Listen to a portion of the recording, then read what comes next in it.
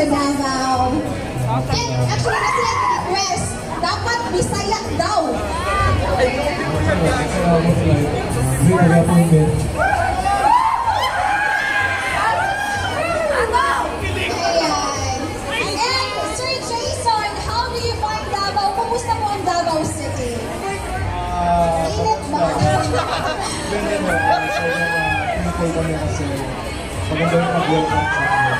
Ayan, thank you so much. How about the other one that has, sir, kumusta yung flight na rin sa Davao?